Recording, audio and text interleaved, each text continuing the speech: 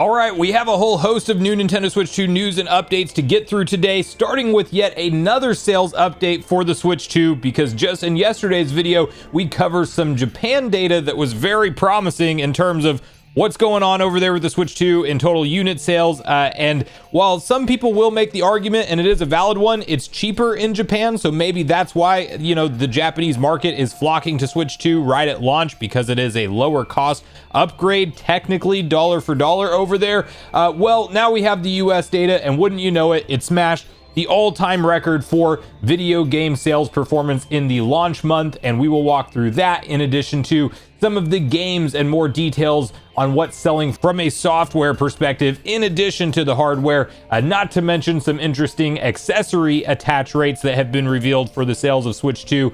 Then we do have a slight update to the Nintendo Direct situation. The last week, it could happen in July, is next week, and that is the week that many of the insiders, quote unquote, are actually expecting it to take place. The source that I like, heads and shoulders above the rest, is Nate the Hate, and he has clarified his comments. It's not him doubling down like some article headlines have been suggesting online, but rather reclarifying just that what he has heard is that there will be a direct in the current month we are in, aka that would have to be Tuesday, Wednesday, or Thursday next week. So we'll break down the likelihood of that and what games we might see show up at that presentation. Also, big update for Hyrule Warriors Age of Imprisonment, as we now have an official rating out of Brazil, and it could suggest we're going to see more information revealed to us for that game soon, probably at something like an upcoming direct. And then we had Digital Foundry actually review Breath of the Wild and Tears of the Kingdom on the Nintendo Switch 2 editions, specifically noting what kind of frame rate and resolutions they run at, and some pretty positive comments about these games, and maybe a quick reminder to you to boot up these games on your Switch 2 once you get a chance, and replay some timeless classics from the Switch library of games on your Switch 2 to take advantage of the new enhancements. So we'll break down all of this info, but before we do, make sure you like, subscribe, and turn on your bell notification to join Sunbro Nation if you're new here. And we are going to first kick off this conversation right over at VGC, where you can see the article which outlines Nintendo Switch 2 set a US launch month record at 1.6 million units. 82% of Nintendo Switch 2 buyers during June also acquired Mario Kart World. So that is Mario Kart World's attach rate. That's according to Circana data, which suggests Switch 2 sold 1.6 million units in June, a further 500,000 on top of Nintendo's first week figure, and more than the 1.1 million record held by the PlayStation 4's 2013 launch. Switch 2 helped propel US June hardware spending upwards of a huge 249% year on year to 978 million, which is a record for a June month, far surpassing June 2008's 608 million. According to Circana, Elden Ring Night Rain was the best-selling premium video game of the month, with PS5 exclusive Death Stranding 2 on the beach second. Mario Kart World placed third, but its sales figures do not include digital sales copies or copies that were bundled with the Switch 2 console. 82% of Nintendo Switch 2 buyers during June also acquired Mario Kart World, it's claimed. So kind of a big disclaimer there in terms of the game performance that we're going to talk about, the software side of things, because obviously Mario Kart World, the big pack-in title, 82% attach rate is the claim here for the Switch 2 and Mario Kart World sales, which essentially means 82% of the consoles were either a bundle edition that already had the game packed in, or people who bought the console by itself also chose to buy the game separate, which is actually how I did it, because I wanted it physically, paying an extra $30 for it. Oh well, I think I'll be grateful at some point in the far distant future for doing that, having the on cartridge experience. But nonetheless, we have just kind of crazy numbers to stop and think about once again in terms of the success rate of this console. It's just smashing literally every previously held record from any other console in history. And this is just the very beginning. Now, a great launch and a successful launch and a fast launch doesn't automatically translate to sustainability in terms of the sales figures of this thing, but I do think it's an indication that fans were ready for this console to be here. It is here, and we are just seeing a lot of interest behind it worldwide, not just in Japan now, because we had those figures and we're literally, in the conversation. If you factor in the missing My Nintendo Store sales, potentially in the 3.5 million-ish range between just the US and Japan, not factoring in the rest of the world. The number of like 5 million consoles being hit in its first month is actually a realistic figure that's on the table here, somewhere in that ballpark. And if this doesn't fall off a cliff in terms of the interest of this console, and as it continues to get restocked, it continues to perform, yeah, Nintendo's going to have a very successful generation on their hands once again. We do have, continuing on down the article here, some of the best selling third-party software for Switch 2 games during the launch month were Cyberpunk 2077, Rune Factory, Guardians of Azuma, and Street Fighter 6 would be like kind of the standout titles. And you actually do have kind of an interesting sales chart from their separate sourcing. This coming from the eShop as opposed to physical sales. But you have Deltarune top Switch 2 digital charts in June, while Mario Kart World dominated in active players. Both of the latest Mario Kart title and the last one enjoyed a huge month. So you have here eShop data from the United States, United Kingdom, Germany, France, Spain, and Italy, assembled by Newzoo, shows that Deltarune was the best-selling digital game ahead of Nintendo's own Mario Kart World. It's worth noting this does not include bundled copies of Mario Kart World. Factoring in both bundles and physical copies, Mario Kart World was easily the month's biggest game, but from a digital perspective, Deltarune came out on top. The rest of the top 5 best-selling games by units sold include Nintendo Switch 2 Welcome Tour at 2, Mario Kart World at 3, Minecraft at 4, and No Man's Sky at number 5. Mario Kart World topped the charts for Nintendo Switch 2 titles by share of eShop revenue, followed by Fantasy Live I, Cyberpunk 2077, No Man's Sky, and Nintendo Switch 2 Welcome Tour. In terms of monthly active users, Mario Kart World enjoyed a massive month, beating Fortnite. What's more impressive is that this data includes both Switch 2 and original Switch titles, meaning the latest Mario Kart title was the most played game across Nintendo's ecosystem. Pointing to the strength of the franchise, Mario Kart World was the most played game, followed by Fortnite, and then in third place was Mario Kart 8 Deluxe. So even the massive install base of Mario Kart 8 Deluxe players, of like the 64-ish million, whatever that number is, of sold units for the Nintendo Switch 1 Mario Kart 8 Deluxe game, that install base is actually being surpassed already by Mario Kart World players. Now, of course, that's the hot new title. That's what people ideally want to play. But you do just, you see numbers like that leading out Nintendo's charts in terms of the biggest, most played titles across the board right now this fast into a new, fresh console generation. Again, just notable stuff. Nintendo's not losing momentum. We're not looking at a failure of a console generation like some were worried about. Not a Wii U situation by any stretch of the imagination. Rather, a pretty healthy launch. Okay, and then in terms of like some of the accessory attach rates, I actually found this pretty interesting. Nearly 1 in 3 Nintendo Switch 2 owners bought a Pro controller at launch in the US. So also Circana data here, US only, but new sales data has been shared that tells us how well the Nintendo Switch 2 Pro controller sold for the console's launch in the United States. Based on Circana's data, the controller moved about 512,000 units, putting that another way, nearly 1 in 3 Nintendo Switch 2 owners bought one for the attach rate of 32%. That's despite the fact that it costs $85, up slightly from the original $80 asking price before that was changed in light of tariffs. For other accessory news, we have a tidbit about the official camera. The peripheral had a mid-single digit percentage, according to Circana gaming analyst Matt Piscatella told GameFile. So basically, the attach rate for the camera, mid-single digit percentage. So we're talking 5, 6, 7% if you're being generous potentially.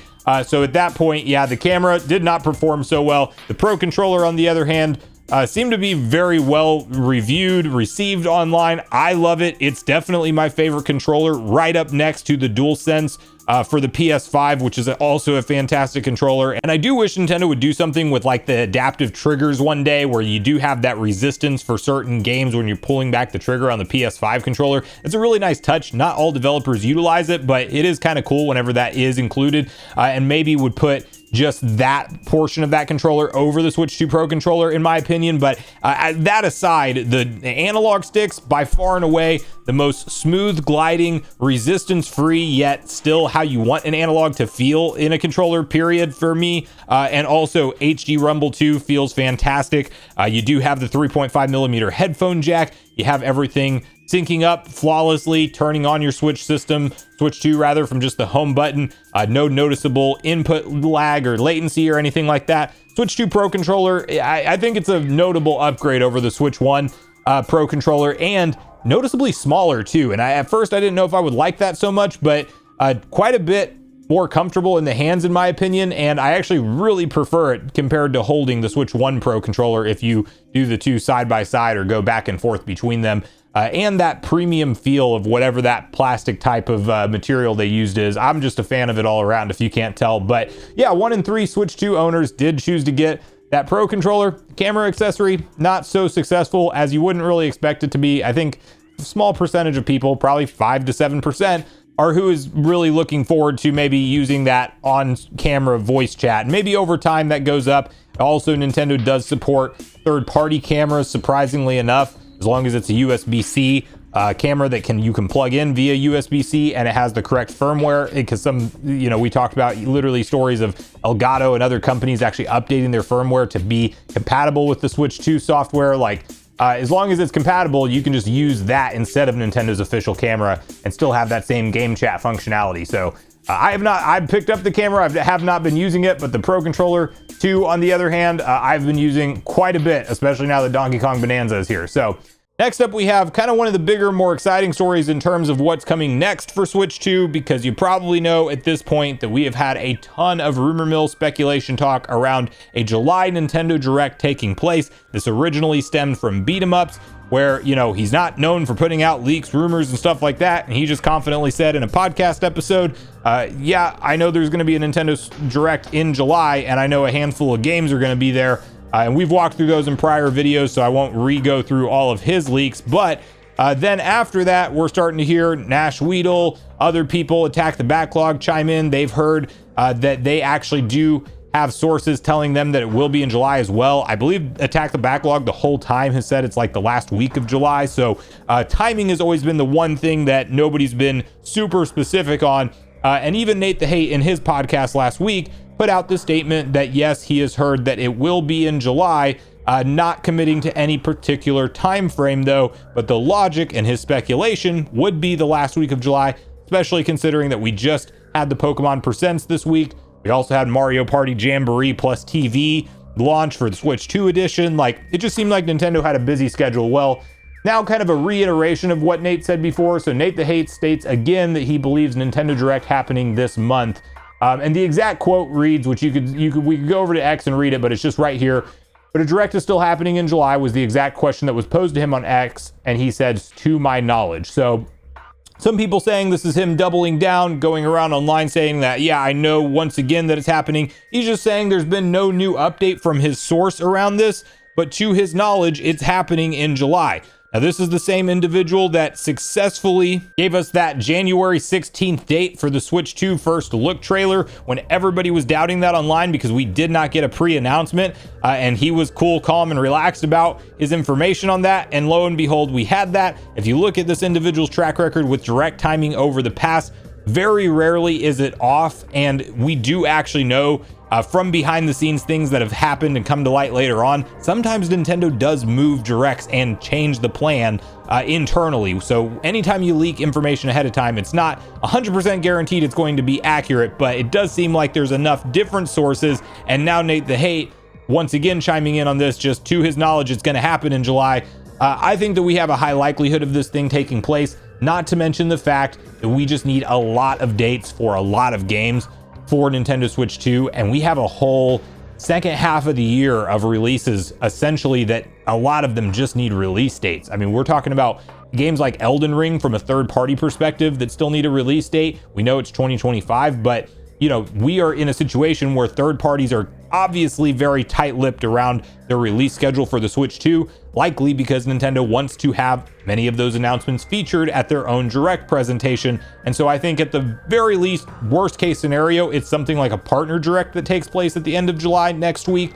But considering we need Metroid Prime 4's release date, Hyrule Warriors Age of Imprisonment, which we'll talk about in a moment, and Kirby Air Riders, a lot of extra stuff that's coming in 2025 that we know of. Nintendo has enough first-party updates to give us as well, even if they don't have some massive November game up their sleeve or something like that. Like, I do think that they have something else coming from a first party perspective, but regardless, even if they didn't have that and they just wanted to give us updates in addition to the third party stuff, we have all the types of signs pointing us to an impending direct at this point in time, especially the silence from the third party publishers. Even Ubisoft the other day just saying that Assassin's Creed Shadows is going to come to other machines, and it's like already on everything, and we've seen it get rated from the PEGI rating board for Switch 2 specifically. Like, clearly Nintendo is not letting third parties announce all these games, or they want to do it as part of this direct, and there's a lot of stuff coming. So I'm expecting Tuesday, Wednesday, or Thursday next week, we will be on a high alert watch for an official announcement, have a breaking news video go live on the channel, and then we will be live streaming it and reviewing it all together. Probably share some last minute predictions as well. So hopefully we can look forward to that next week. Worst case scenario, we're sitting here waiting until September for Nintendo to give us some kind of update in terms of a direct presentation. Okay, from here, Hyrule Warriors Age of Imprisonment has now been rated in Brazil. The eagerly awaited Hyrule Warriors Age of Imprisonment has now been rated in Brazil, leading to speculation that the release date for the latest Hyrule Warriors game isn't too far off. Nintendo has yet to give a firm release date for the title, simply stating that it's scheduled to release this winter on Nintendo Switch 2. A release date could either come in the form of a Nintendo Direct or simply a post on social media. And that is a fair point. It doesn't have to be in a Nintendo Direct, but winter time frame, we don't necessarily know for 100% certain that that's 2025, but the fact that we are getting a rating for this game does lead credence to the idea that maybe it's closer than we believe. So I do think that this is one of those that makes sense to be in the upcoming direct presentation once again. And at the very least, we find out it's the January game or maybe even the February game. Nintendo likes to communicate that kind of stuff for the early part of next year, sometimes early on when like we know to expect the release date. So we just know winter right now. That could be very early 2026, or it could be obviously the end of 2025. We will have to wait and see for it, but a rating popping up probably means the game's getting relatively close to completion, and we should hear more about it soon. Okay, finally, to close this out with some nice Zelda news, just some headlines you can see here. Zelda Breath of the Wild and Tears of the Kingdom Nintendo Switch 2 tech analysis, including frame rate and resolution. With the latest analysis from Digital Foundry, we're able to get a closer look at the Nintendo Switch 2 editions of Zelda Breath of the Wild and Tears of the Kingdom, including frame rate and resolution. The outlet goes over graphical improvements as well. Nintendo incorporated aspects such as higher resolution textures for better looking experience. Here's the full roundup, and we'll just kind of read off some of the high points here. Original Switch games targeted 900p when docked. Switch 2 boosts it to 1440p. Can drop to 810p in the most extreme cases, such as moving about with Ultra Hand. That would obviously only apply to Tears of the Kingdom. For Zelda Tears of the Kingdom on Switch 2, the resolutions will at times suddenly tank to a low value. For a few frames during a camera view change, the frame flips to a blurrier 810p output before quickly restoring to native 1440p. Handheld resolution has a range of 648p to 1080p. Anti-aliasing ranges from ineffective to virtually non-existent. Evidence suggests of FSR1 upscaling tech is still being used. No sign of DLSS being used. Textures across the environment replaced with higher resolution assets. This leads to higher file size. Grass, brick, work, materials on towns, shields, decals feature a sharper design. Texture filtering still on a low setting. Increased resolution of nearby shadows on Switch 2. However, shadows flicker quite a bit. Thicker, fuller ambient occlusion effect on Switch 2. Draw distance is largely the same. Zelda Breath of the Wild and Tears of the Kingdom frame rate is a stable 60 FPS. Only rare blips for Tears of the Kingdom. Frame rate stable both docked and handheld. Significantly shorter load times.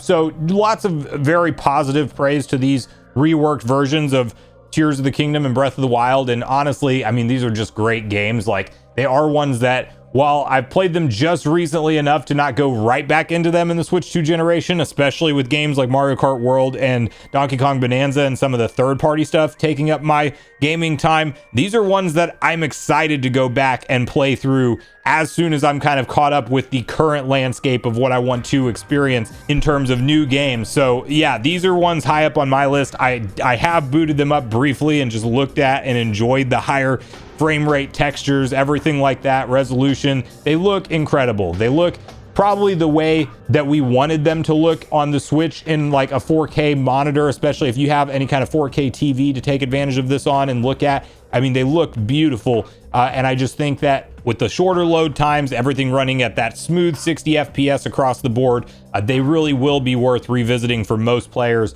So let me know in the comments down below if you've revisited them yet, or if you plan to sometime soon, like I'm going to do in the near future. So let me know your takeaway on all these different stories. What do you think of the Switch 2 and its sales trajectory so far in the early part of its life cycle? What do you think of the attach rate on the accessories for the Switch 2? Are you team Nintendo Direct happening in the month of July, or you think the leakers are off on this one and it's just not coming? What do you think about Hyrule Warriors Age of Imprisonment and getting a rating? And are you excited for this game to hit? And finally, what's your take on Tears of the Kingdom and Breath of the Wild's performance on your Switch 2 edition version of those games? So make sure you share all your thoughts and feelings in the comments down below before you leave, regardless if we agree or disagree. Also, make sure you like, subscribe, turn your notification bell. And with that, I've been Sunbro, you've been Nation. Thanks so much for watching, and I'll see you guys in the next video.